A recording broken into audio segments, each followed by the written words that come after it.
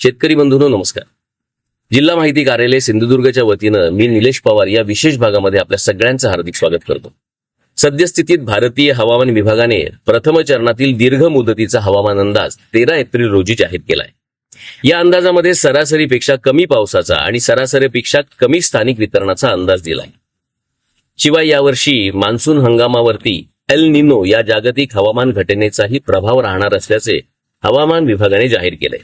या अनुषंगाने अपुऱ्या पावसाच्या पार्श्वभूमीवर आणि एल निनोचा प्रभाव होण्याच्या दृष्टिकोनातून शेतकऱ्यांनी कोणती काळजी घ्यावी याविषयी आज आपण विस्तृत मार्गदर्शन जाणून घेणार आहोत. आणि यासाठी आज आपण आमंत्रित केलं आहे ग्रामीण कृषी मौसम सेवा मुळदे येथील शास्त्रज्ञ आणि हवामान तज्ज्ञ डॉक्टर यशवंत मुठाळ सर यांना. नमस्कार सर. नमस्कार. सर्वप्रथम या विशेष भागामध्ये आपलं हार्दिक स्वागत करतो. आमच्या शेतकऱ्यांना याविषयी एल निनो विषयी जी महत्वाची माहिती सांगायची आहे त्याबद्दल मी पहिला प्रश्न तुम्हाला विचारू इच्छितो.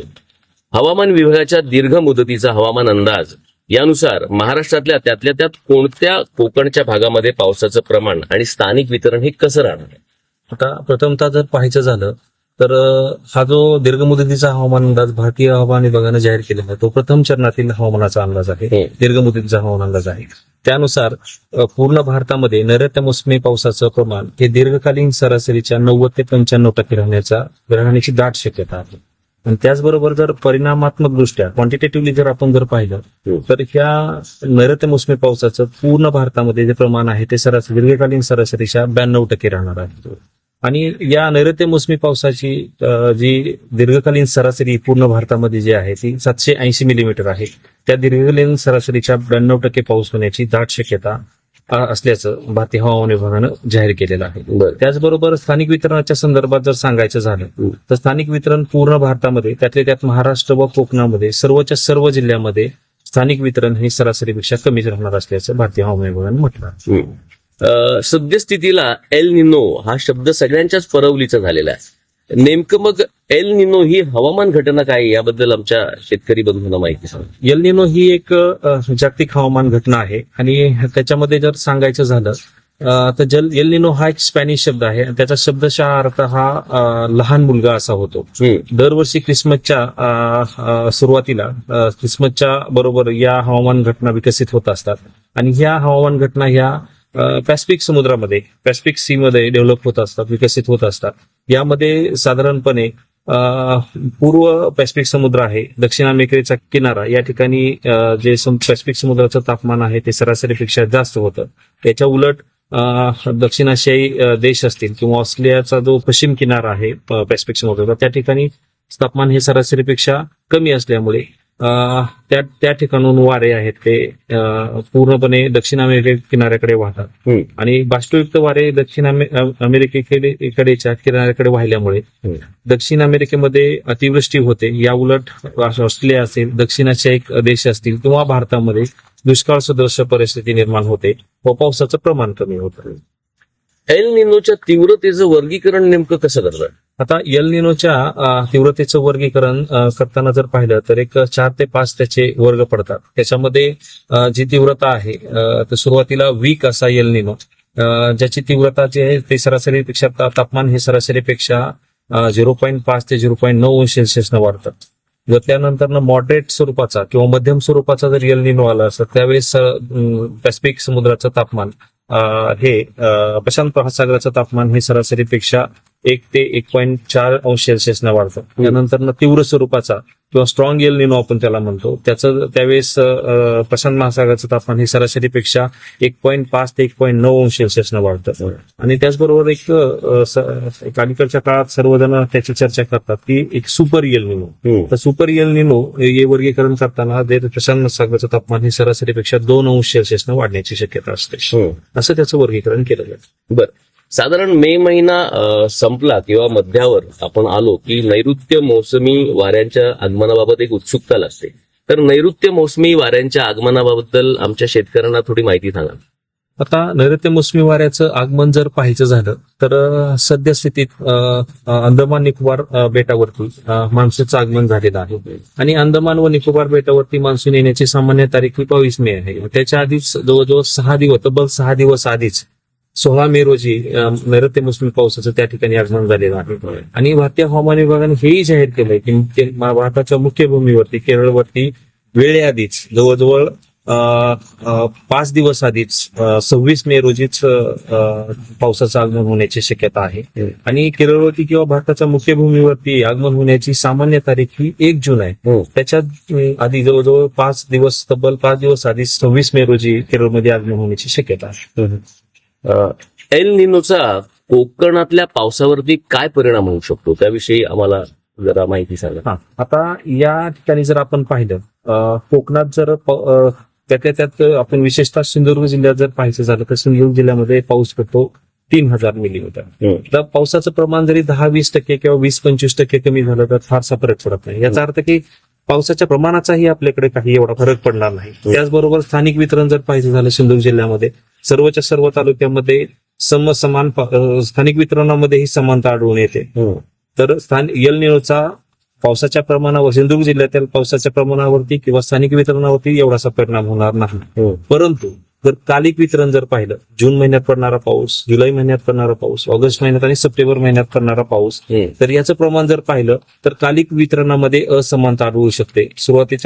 हंगामाच्या सुरुवातीच्या काळामध्ये रेंगाळणारा मान्सून, हंगामाच्या सुरुवातीमध्ये विलंबाने सुरू होणारा पाऊस, पर्जन्यखंड, हंगामाच्या मध्यामध्ये पडणारे पर्जन्यखंड किंवा पावसाचे होणारे लवकर निर्गमन अशा स्वरूपाचा प्रभाव आपल्या कोकणातील किंवा सिंधुदुर्ग जिल्ह्यातील पावसावरती एल निनोचा आढळू शकतो. आता तुम्ही एल निनोचा आपल्या कोकणातल्या पावसावरचा प्रादुर्भाव सांगितला. मला शेतकरी बंधूंच्या दृष्टिकोनातून एक प्रश्न तुम्हाला विचारावा वाटतो की जसा पावसाचा एल निनो प्रभाव होणार आहे तसाच इथल्या शेतीवर एल निनोचा काय प्रभाव होणार आहे? आता शेतीवरती जर प्रभाव पाहायचं झालं तर मी मगाशीच सांगितलं की कालिक वितरणामध्ये आपल्याकडं जे टेम्पोरल डिस्ट्रीब्युशन आहे पावसाचं त्याच्यावरती एल निनोचा प्रभाव होणार आहे. त्याच्यामध्ये मग हंगामाच्या सुरुवातीला दुष्काळ येऊ शकतो. त्याच्यामध्ये नैऋत्य मोसमी पावसाचं वेळेत आगमन होऊ शकतं, पेरणीही वेळेत होऊ शकते. पण रोपवाटिका व्यवस्थापन करण्यादरम्यान कोरडा ऋतू 15 ते 20 दिवसाचा कोरडा ऋतू ड्राय स्पेल येऊ शकतो. त्यामुळं रोपांची वाढ निकृष्ट होऊ शकते. त्यानंतरनं मान्सूनचं आगमन ही वेळेत होतं, पेरणीही होते. ज्यावेळेस आपण पुनर्लागवड करतो, पुनर्लागवडीच्या वेळी एखाद्या वेळेस कोरडा ऋतू किंवा ड्राय स्पेल 15 ते 20 दिवसाचा येऊ शकतो. पुनर्लागवड खोळंबू शकते. त्यानंतरनं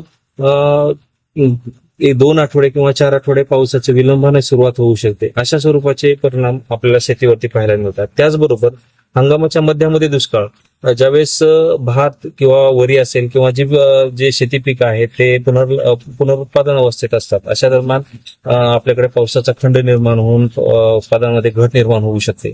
त्याचबरोबर हंगामाच्या उत्तरार्धामध्येही दुष्काळ निर्माण होऊ शकतात. अशा स्वरूपाचे विविध परिणाम एल निनोमुळे आपल्या कोकणातील पावसावरती होऊ शकतात. सर, आता तुम्ही ड्राय स्पेल याचा उल्लेख केला तर मी प्रश्न विचारू इच्छितो की जर नैऋत्य मान्सून पावसाचं आगमन वेळेवरती होऊन पिकांची पेरणी वेळेत झाली, त्याचबरोबर पेरणीनंतर पिकाची उगवण सामान्यपणे झाली, पण त्यानंतर पावसाचा 15-20 दिवसांचा कोरडा ड्राय स्पेल कालावधी आला तर पिकांची उगवण वाढ निकृष्ट झाली, तर शेतकऱ्यांनी नेमकी काय उपाय योजना करावी? नैऋत्य मोसमी पावसाचं वेळेत आगमन झालं, पेरणी वेळेत झाली आणि त्यानंतरनं जर आपल्या रोपवाटिकेची वाढ जर निकृष्ट दर्जाची झाली, अशा वेळेस आपण त्यावेळेस जो कोरडा ऋतूच्या दरम्यान आपल्या रोपवाटिकेला संरक्षणात्मक सिंचन देण्यात यावे. त्याचबरोबर रोपवाटिकेमध्ये ग्लिरिसिडे असेल, गिरीपुष्पाच्या पाल्याचे आच्छादन करावे, जेणेकरून मृदेमधील ओलावा टिकून राहील व रोपवाटिकेची वाढ चांगली होईल. त्याचबरोबर आणखी एक रोपवाटिकेची वाढ चांगली होण्याकरिता आपण रोपवाटिके 15 दिवसाचे झाल्यानंतर आपण 1 किलो जे युरिया प्रति गुंठा या प्रमाणात आपण नत्र खताची मात्राही देऊ शकतो किंवा 1% युरिया म्हणजे 10 ग्रॅम युरिया प्रति लिटर पाण्यामध्ये मिसळून आपण त्याच्यावरती फवारणीही करून आपल्या रोपांची वाढ जोमदार करू शकतो. त्याचबरोबर जर पाऊस बराच लांबला तर त्या ठिकाणी हळव्या जातींची नर्सरी तयार करण्यासाठी आपण प्रयत्न करावेत. अशा स्वरूपाच्या उपाययोजना अंमलात आणाव्यात. बरं, आता तुम्ही अतिशय महत्वाचा मुद्दा सांगितला की विलंब झाला तर काय उपाययोजना देणार आहे. मी थोडंसं अजून त्याच्यात विस्तृत मार्गदर्शन तुमचं जाणून घेऊ इच्छितो. नैऋत्य मान्सून पावसाच्या आगमनाला 2-3 आठवडे उशीर झाला व तो उशिरा आला तर शेतकऱ्यांनी नेमकी काय उपाययोजना करावी याचं जरा मार्गदर्शन आमच्या शेतकऱ्यांना सांगा. आता 2 आठवडे उशीर झाला किंवा 4 आठवडे उशीर झाला याचा अर्थ की पेरणी उशिरानं होणार आहे. पेरणी उशिरानं होणार म्हणजे 2 ते 4 आठवड्याचा कालावधी आपल्याकडून जाणार. बरोबर. याकरिता आपल्याकडे निमगरव्या किंवा गरव्या जातीची ज्या की 130 ते 150 दिवस कालावधीचा आहे याचा ऑप्शन आपल्याकडे राहत नाही. हम्म. त्यामुळे 2 आठवड्याचा जर पाऊस 2 आठवड्याने विलंबानं पाऊस सुरुवात झाला तर त्यावेळेस एक हळव्या जाती भाताच्या हळव्या जाती उदाहरणार्थ रत्नागिरी 73, रत्नागिरी 24 असेल, रत्नागिरी 1 असेल, रत्नागिरी 5 असेल किंवा कर्जत 3 या हळव्या जातींची पेरणी करावी. तसं रोपॉटिक मध्ये पेरणी करावी. आणि पाऊस जर 4 आठवड्या उशिरानं सुरुवात झाली तर त्यावेळेस ज्या हळव्या जाती आहेत रत्नागिरी 73 असेल, कर्जत 174 अत्यंत हळव्या जातींची लागवड करावी. त्याचबरोबर जर पाण्याची अनुपलब्धता असेल तर मॅट पद्धतीने किंवा चटई पद्धतीने आपण नर्सरी तयार करावी आणि रोपाची उपलब्धता करून घ्यावी. त्याचबरोबर नागली असेल, वरी असेल यांच्या 4 आठवडे जर पाऊस थांबला तर त्या ठिकाणी आपण नागली, वरी या पिकांची पेरणी करू शकत नाही. त्याच्याऐवजी चवळी असेल, उडीद असेल किंवा करडई यासारखी आपण पिकं पण कोकणामध्ये घेऊ शकतो. आणि जर भुईमुग लागवड किंवा पेरणी करायची असेल तर 4 आठवडे पाऊस लांबला तर त्या ठिकाणी भुईमुगाची खूप कमी कालावधीची जी फुले प्रगती म्हणून जात आहे ते पण आपण त्याची पेरणी करू शकतो. नैऋत्य मान्सून पावसाच्या आगमनाला म्हणजे व्यवस्थित त्याचं आगमन झालं, पेरणी ही व्यवस्थित झाली, पण पुनर्लागवड करताना 15 दिवसाचा कोरडा म्हणजे ड्राय स्पेल आला तर शेतकऱ्यांनी नेमकी काय उपाययोजना करावी याबाबत आमच्या शेतकऱ्यांना थोडी माहिती सांगा. हा जो होता हंगामाच्या सुरुवातीचा दुष्काळ म्हणतात. आणि पुनर्लागवड हे भारतामधलं सगळ्यात महत्वाचं असं ऑपरेशन मानलं जातं किंवा आपण त्या ठिकाणी जी प्रॅक्टिस मांडली जाते. तर त्या पुनर्लागवडच्या दरम्यान जर 15 ते 20 दिवसाचा जर कोरडा ऋतू आला तर पुनर्लागवड न होता भाताचा पीक परिसंस्था भाताची आपली धोक्यात येण्याची शक्यता असते. अशा वेळी जर कोरडा ऋतू असेल तर आपण काही उपाय अंमलात आणाव्या. त्यामध्ये आपण बुंद्यामध्ये साधारणतः 2 ते 3 रोपं लावतो, त्याच्याऐवजी 5 ते 6 रोपं लावावी, जेणेकरून 1-2 रोपं मिळले तर 2 ते 3 रोपं तरी जगतील कमी पाण्यामुळे. त्याचबरोबर नत्र खताची मात्रा ही 25% वाढवून देण्यात यावी चिखलणीच्या वेळची. त्याचबरोबर कमी अंतराचा उपयोग करावा. आपण साधारणतः 20x25x15 किंवा 20x20 या अंतरावर लागवड करतो, त्याऐवजी 15x15 सेंटीमीटर अंतरावर लागवड करावी, जेणेकरून जास्त रोपाची लागवड होईल. काही रोपं मिली तरी काही रोपं तरी टिकून राहतील.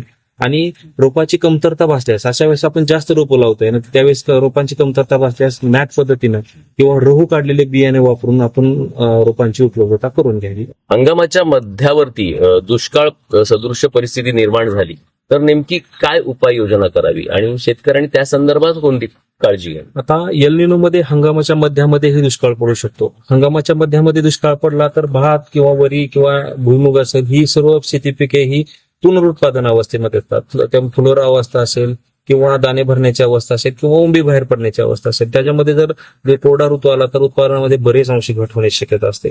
त्याच्यामुळं आपल्याला भातामध्ये पाणी पातळी व्यवस्थापित करण्याकरता बाह्य स्रोतातून, त्यामध्ये नदी असेल, नाले असतील, ओढा असेल किंवा इतर काही स्रोत असतील, बाह्य स्रोतातून पाणी घेऊन वृक्षासिंचन करून पाणी पातळी मेंटेन करावी. पुनर्लागवडीनंतर पहिल्या 30 दिवसामध्ये 2.5 ते 5 सेंटीमीटर पाणी पातळी ठेवावी. त्यानंतर ज्यावेळेस पोटरी अवस्थेत भात पीक असतं त्यावेळेस 5 सेंटीमीटर पाणी पातळी भाता कचरामध्ये मेंटेन करावी.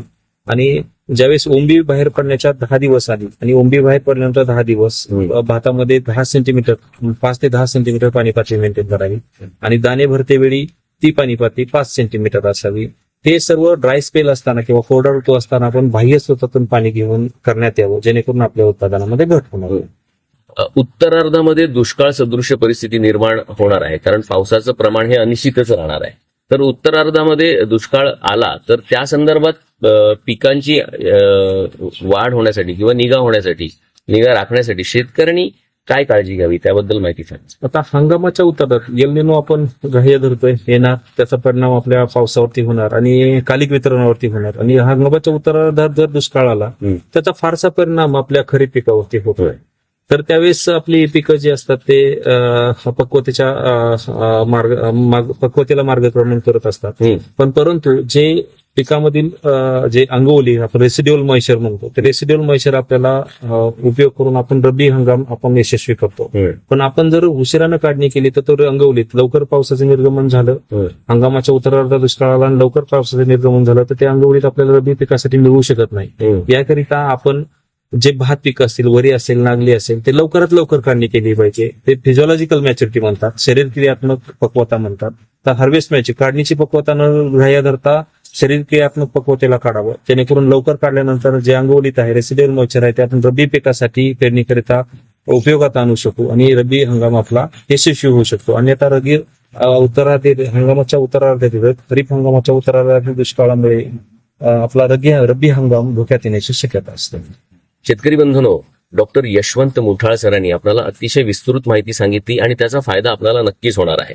हा एल निनोचा प्रभाव आहे तो टाळण्यासाठी आणि त्याचा प्रादुर्भाव कमी करण्यासाठी ही उपाययोजना डॉक्टरांनी जी सांगितलेली आहे ती नक्कीच तुम्ही करा. या निमित्ताने डॉक्टर यशवंत मुठाळ सरांचं मी आभार व्यक्त करतो आणि अशीच नवनवीन माहिती सांगण्यासाठी सिंधुदुर्ग जिल्हा माहिती कार्यालयाच्या वतीनं वेळोवेळी आम्ही तुम्हाला भेटणारच आहोत. तुर्तास या भागामध्ये इथेच थांबतो. नमस्कार.